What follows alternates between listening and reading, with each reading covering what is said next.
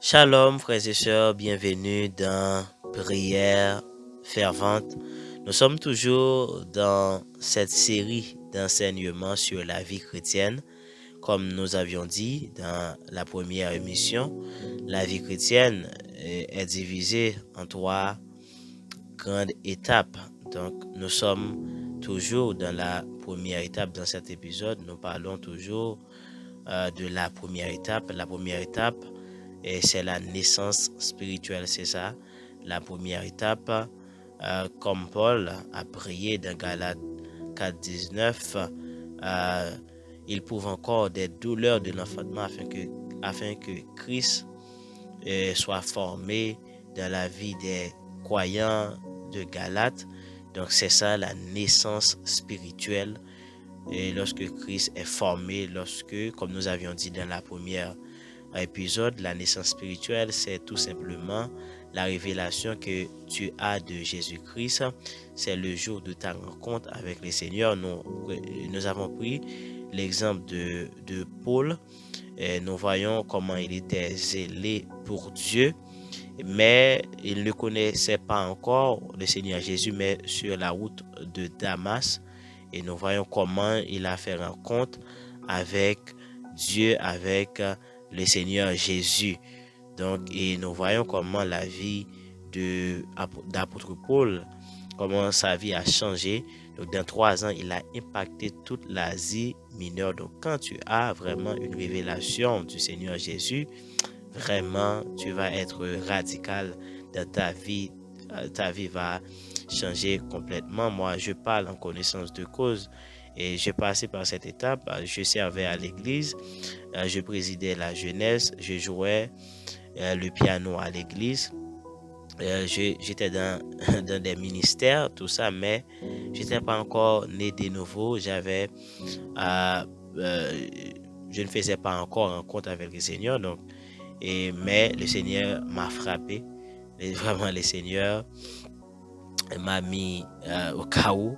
Et lorsqu'il a plu à Dieu de révéler en moi son Fils, donc je n'ai consulté ni la chair ni le sang. Donc vraiment, ma vie a basculé, tout a changé.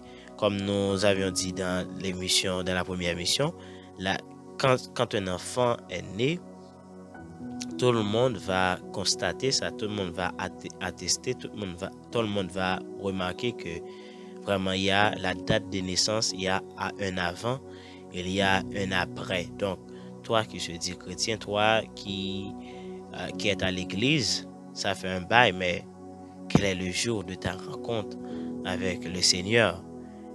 Est-ce que tu peux témoigner de ta vie avant, de ta vie passée? Est-ce que tu as le courage de témoigner? Donc, le témoignage, c'est ça. La vie chrétienne, ça accompagne du témoignage. Donc, il faut avoir le témoignage. Nous voyons comment Joyce Meyer, cette évangéliste américaine, comment elle n'a pas peur de témoigner de sa vie. Elle parle toujours de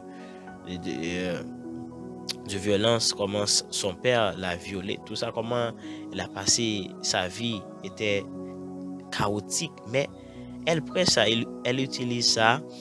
Elle utilise ça pour prêcher la parole de Dieu. Donc, généralement, ce que tu as vécu, donc c'est à partir de cela que Dieu va, c'est là en fait ton ministère, ton appel, tout ça. Bref, en fait, ce que je voulais dire, c'est que, bien aimé, si tu n'as pas encore le courage de témoigner, d'utiliser ton passé pour prêcher Jésus-Christ, pour prêcher, pour révéler Christ, pour glorifier Jésus, pour glorifier le Seigneur. Donc, sache que tu n'es pas encore né de nouveau, parce que la naissance spirituelle, c'est la révélation que tu as de Jésus-Christ. C'est la rencontre, c'est ta rencontre avec le Seigneur. C'est extrêmement important. Tu ne peux pas passer dans la deuxième étape ni à la troisième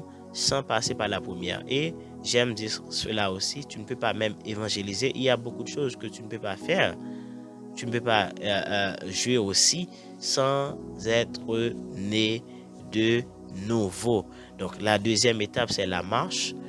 Paul l'a dit, au point où nous sommes parvenus, marchons de même pas. Donc, il y a des chrétiens donc, qui marchent dans la vie chrétienne. Et plus tard, Paul va dire dans le Philippiens 3,14, je cours pour remporter le prix de la vocation céleste. Donc, il y a un niveau dans la vie chrétienne, tu cours. Donc, les choses terrestres ne te préoccupent plus. Donc, tu vois, tu cours. Mais il y a des gens qui ne sont pas même encore nés de nouveau, qui ne connaissent rien, qui sont étrangers à la vie, comme notre frère Woody, Jean-Baptiste l'aime le dire.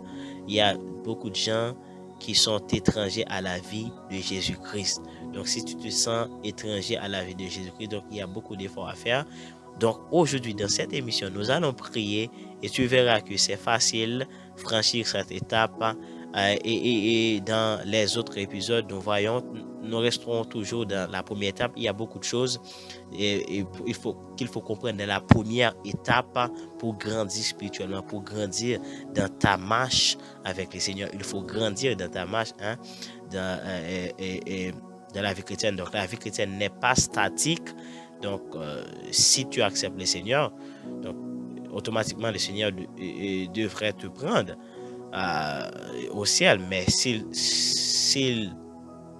te quitte, s'il te laisse en fait sur la terre, donc tu as une mission, tu as quelque chose à faire. Donc, la vie chrétienne, bien aimé, ce n'est pas statique, c'est dynamique. Donc, il faut grandir, il faut accélérer. Il y a beaucoup de choses à vivre dans la vie chrétienne. Donc, si tu vois que tu n'as pas encore vécu, tu as beaucoup de choses dans la vie du Seigneur, donc c'est parce que il y a beaucoup de choses dans la première étape. Tu n'as pas encore compris, tu n'as pas encore compris.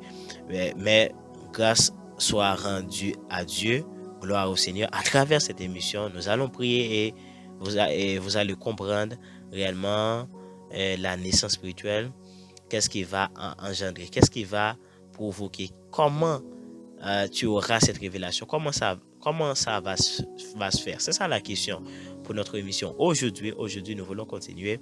Comment ça va se faire, la naissance spirituelle? C'est vrai que je dis que la naissance spirituelle, ce n'est pas ceci, ce n'est pas cela. Voici comment. Mais comment ça va se faire? Nous avons dit que il y a beaucoup de gens qui sont à l'église et ça fait ça fait des années, mais qui ne sont pas encore nés de nouveau. Ça peut t'arriver, tu sais, à l'église, je prends mon exemple, mais tu n'es pas encore né de nouveau. Ouais. Donc, tu peux être à l'église, ça fait un bon bout de temps, tu peux être dans des ministères, mais tu n'es pas encore né de nouveau. Mais comment ça va se faire? Comment des gens vont être nés de nouveau? Alors, il y a deux choses extrêmement importantes dans l'écriture, nous voyons.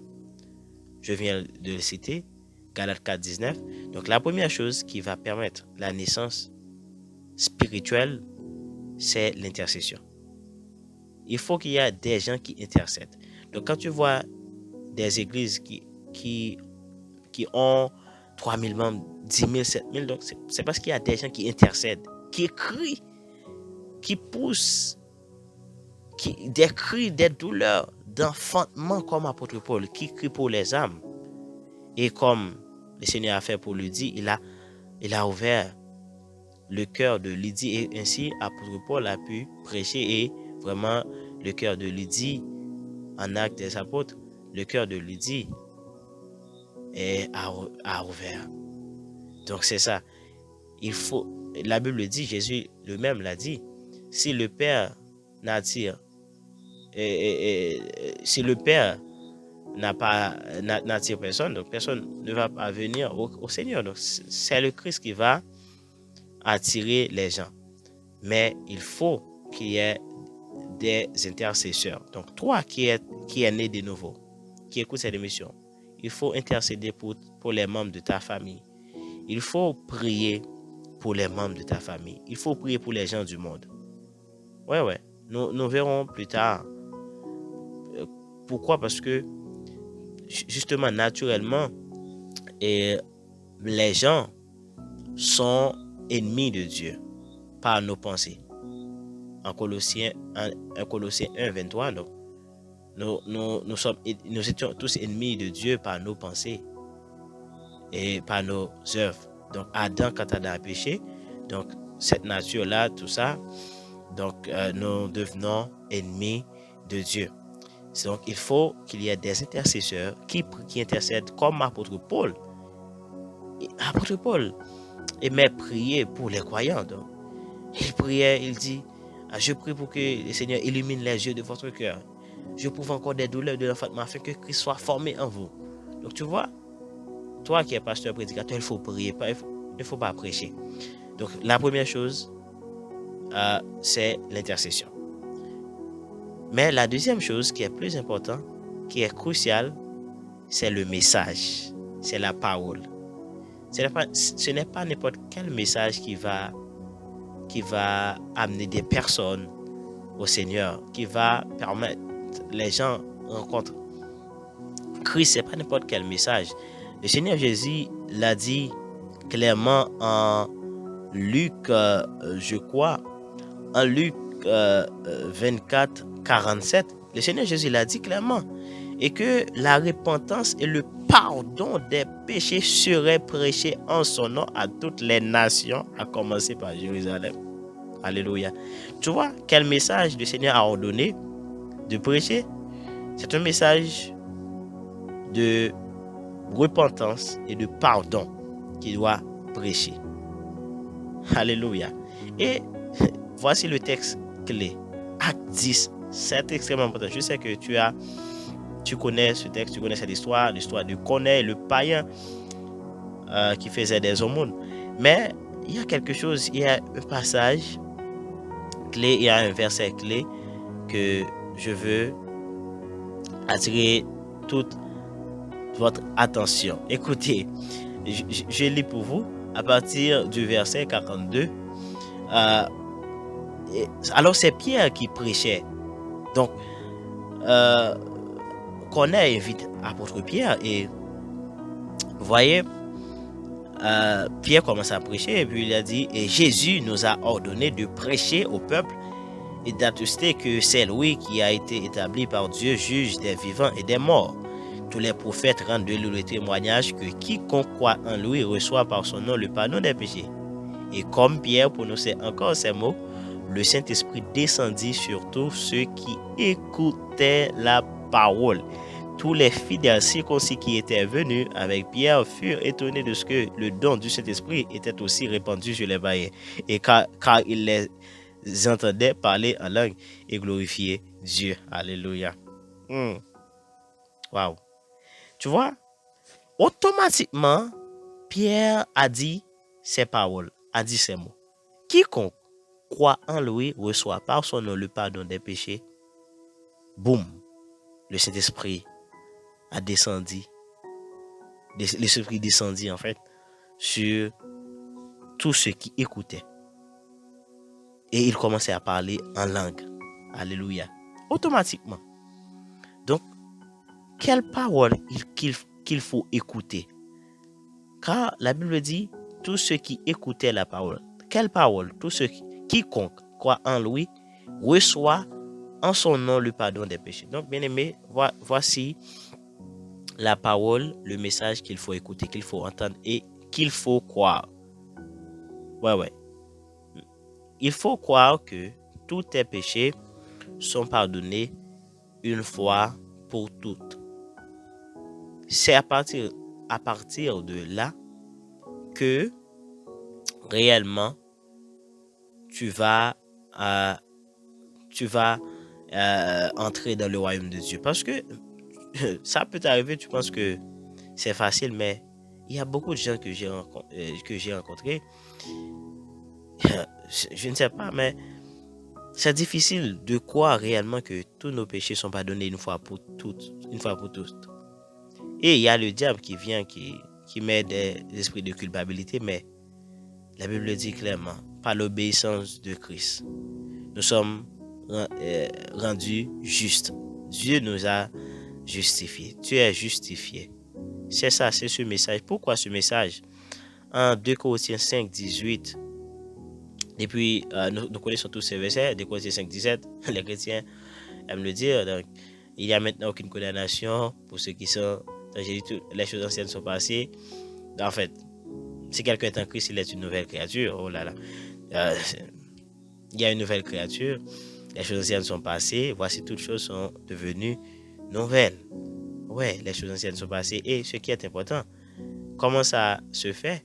C'est que Dieu nous a réconciliés avec lui à travers Jésus-Christ. Et maintenant, il nous a donné ce ministère de réconciliation.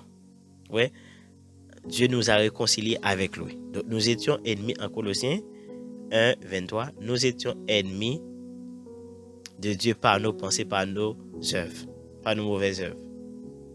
Ouais, nous étions tous ennemis de Dieu par nos pensées. Ouais, c'est quand Adam a péché. Le péché a mis une séparation entre nous et Dieu.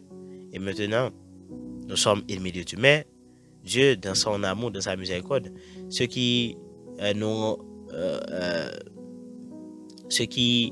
rendait ennemis de Dieu, en fait, c'est le péché qui nous faisait ennemis de Dieu.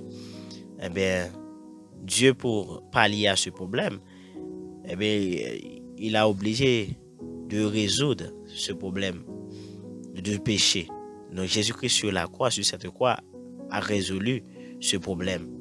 C'est pourquoi il faut croire que tous tes péchés sont pardonnés. C'est à partir de là que, voilà, quand tu acceptes, quand tu as cru, eh bien, que tous tes péchés sont pardonnés, c'est maintenant que le Saint-Esprit va descendre sur toi et il va mettre cet esprit, le Saint-Esprit va être en toi, il va crier Abba Père. C'est là. Mais si tu refuses, si tu luttes avec ça, si tu es orgueilleux, tu dis moi je n'ai pas de péché, je n'ai pas besoin d'un sauveur, moi je suis libre. Non, là tu es un orgueilleux et Dieu va résister avec toi.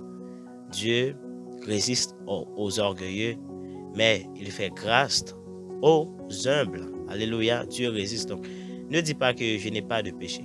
Donc, nous tous, nous sommes nés dans le péché. Donc, automatiquement, nous sommes entrés dans ce monde. Nous sommes nés dans le péché. Donc, nous héritons directement la nature adamique. Donc, la nature du péché. Mais maintenant, c'est pourquoi quand quelqu'un est en Christ, c'est une nouvelle créature. Ce n'est pas par les habillements. Non, c'est pas par les habits tu es une personne nouvelle. Mais c'est quand tu es issu de la lignée de Christ, le deuxième Adam. Et ce qui est agréable, c'est que quand tu es né de nouveau, quand tu es issu maintenant de la lignée de Christ, eh bien, tel il est, tel nous sommes dans ce monde, tel Jésus est, tel nous sommes. Jésus-Christ n'est pas malade. Jésus-Christ n'a pas de cancer. Jésus-Christ n'a pas un problème de foie. Tel il est, tel nous sommes dans ce monde. Donc, je ne peux pas être... La maladie n'a plus de pouvoir sur moi.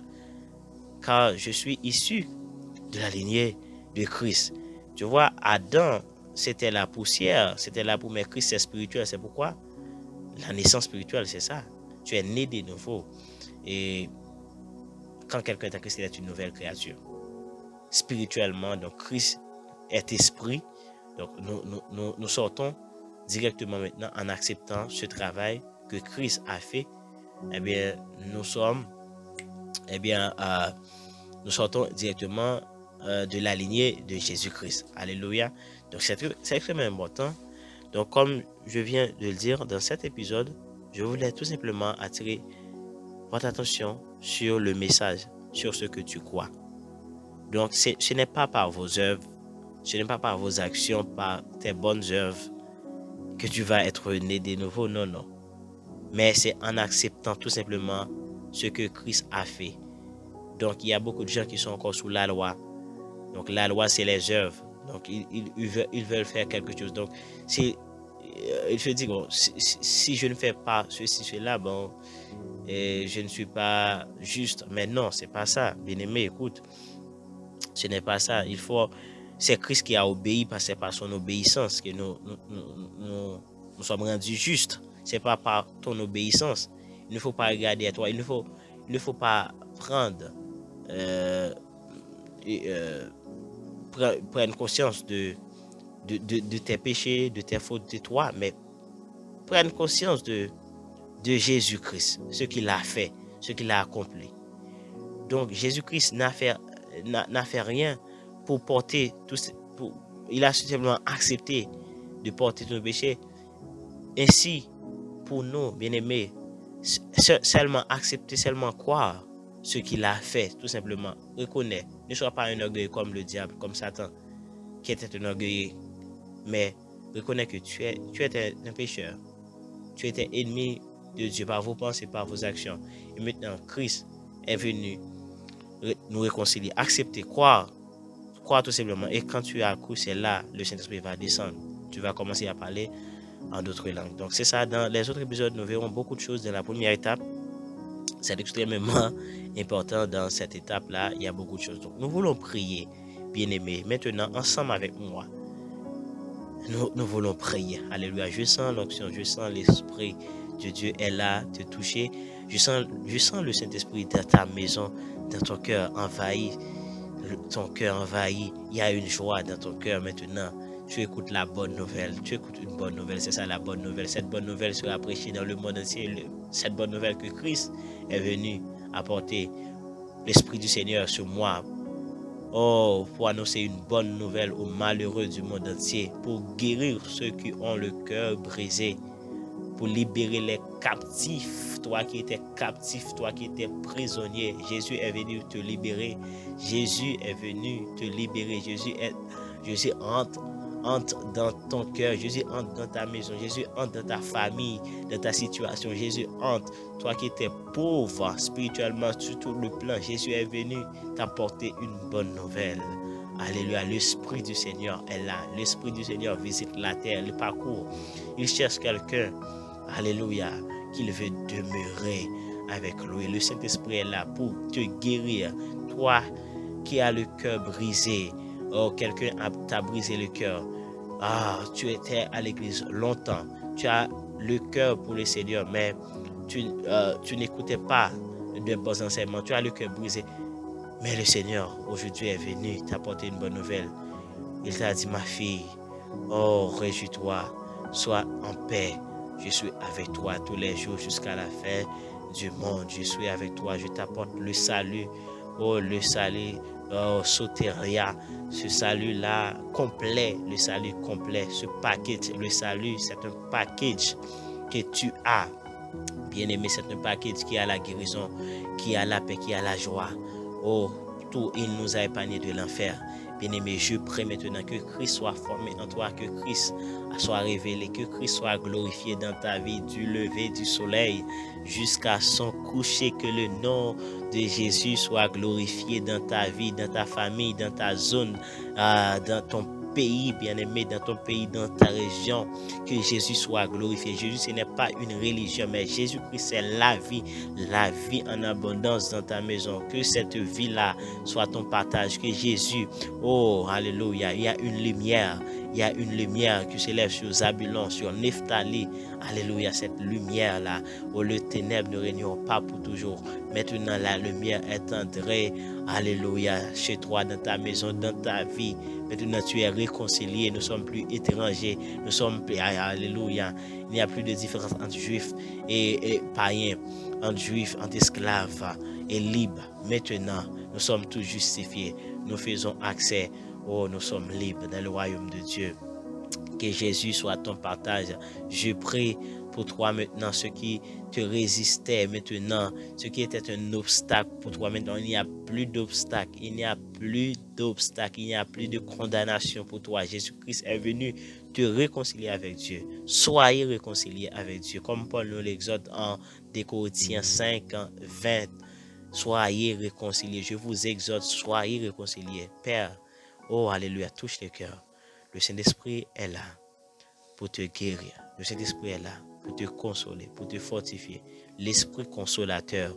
Au commencer, je t'encourage pour finir cette émission. Je t'encourage dès maintenant à honorer le Saint-Esprit qui est en toi. Tu es né de nouveau maintenant. Oui, le Saint-Esprit est en toi. Oh, si tu peux écouter cette émission jusqu'ici, à 25 minutes, au 24, je sais pas, mais si tu peux rester jusqu'ici, c'est que tu veux et tu acceptes de marcher avec le Seigneur. Tu es né de nouveau. Et commencer à honorer le Saint-Esprit. Commencer à faire romance avec le Saint-Esprit. Commencer à l'honorer. Donne-lui la première place dans ta vie. C'est lui qui va te diriger. Oui, c'est mon encouragement pour toi. Laisse le Saint-Esprit te diriger, te guider dans tout ce que tu vas faire. Bien-aimé, je prie pour toi. Je viens de prier pour toi. Et toi aussi, remercie le Seigneur. Et commencez à honorer le Saint-Esprit. Remerciez-le. Et commencez à l'honorer. Commencez à faire romance avec lui. Et maintenant, toutes les fruits du Saint-Esprit vont manifester. Et nous savons que le Saint-Esprit va apporter des dons, des cadeaux, les cadeaux du Saint-Esprit. Donc maintenant, commencez à honorer le Saint-Esprit et ainsi, tous les cadeaux du Saint-Esprit vont manifester, les fruits de l'Esprit vont manifester en toi. Oh bien-aimé, tu seras un chrétien exemplaire, un chrétien vraiment un modèle pour tous les autres. Tu seras un temple de Dieu. Je te bénis. Tu seras un temple. Tu seras un intercepteur pour le diable. Tu seras une source de bénédiction, un refuge pour les gens parce que tu es le temple de Dieu. Alléluia. Le temple de Dieu, c'était un refuge pour les Israélites. C'était un intercepteur pour le diable. Maintenant, tu es le temple de Dieu. Tu es le temple du Saint-Esprit. Oh, puisque tu es réconcilié avec Dieu, le Dieu t'habite, le Saint-Esprit t'habite. Sois réconcilié avec Dieu. Reste ferme, honore le Saint-Esprit. Merci. À la prochaine pour une autre prière fervente. Et il y a beaucoup de choses que nous abonnons toujours la première étape. Il y a beaucoup de choses à connaître, à comprendre. Donc, n'oubliez pas de partager, de t'abonner si tu ne fais pas ça encore. Abonnez, like et partagez. Laisse un commentaire. À la prochaine pour une autre prière et pour une autre émission de prière fervente. Ciao. Bye bye.